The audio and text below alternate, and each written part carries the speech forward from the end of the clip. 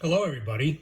This is 10th in a series of videos documenting the restoration of the Hickman action that's in a Mason and Hamlin 5/8 piano from the early 1930s. What we're looking at here is the original action for one single note, showing it in the assembled condition. In order to reproduce these wooden parts and to make up another 6 or 7 notes that we need to fabricate because of breakage and or missing components, we had to take an original action apart into its constituent components, including the the clip. It's a special clip that gets attached to a special capstan that's attached to the key. This is the balance spring that connects this lower member to this member here. And then this is the knee joint. This is actually something that causes this whole action to rotate around this flange joint. And once it gets to a certain position, this rotational action actually forces this screw into this component and then causes this knee to collapse. And then, and then the hammer goes on to strike the string. We had to make arrangements to reproduce all of these components, and here is our first set of pre-production items. As you can see, we've got a reproduction capstan. It's kind of unique in that it is pointed and it actually has a groove here in order to go into the clip.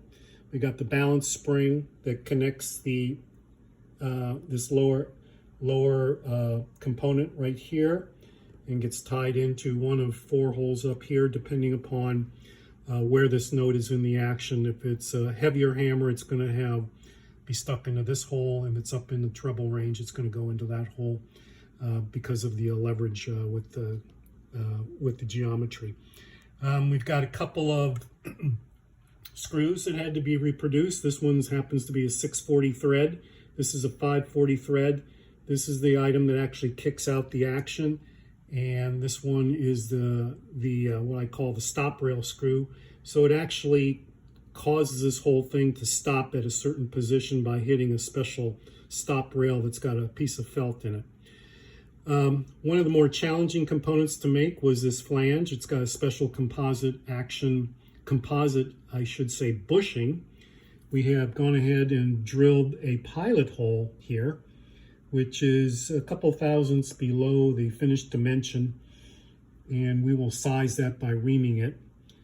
In addition to that, it does have a recessed hole, and once this gets assembled onto the flange, there will be a spring which goes on top of this, and then that actually exerts force and kind of holds the tension against the rail. So this is the very first set of pre-production parts that have been made. I've got final production parts. What we've been doing with the only difference is that I put in all the holes to get those to be where they want to be, and we're checking out the processes for laying that out and putting those in place. And we did discover a number of things which kind of helped us figure out the plan that we need to go to do the balance of these notes that we have to make. So it's very exciting. The next steps will include sending these 2 brass items out to get nickel plated. And in addition to that, we're going to stain the parts because we want to match the existing components. And so I'm pretty pleased with the progress we've made so far.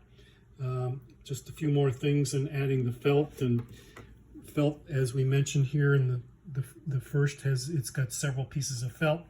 And in addition, after we're done staining, we're going to have to put in the bushings for the cloth bushings in various locations. So stay tuned. Thanks for watching.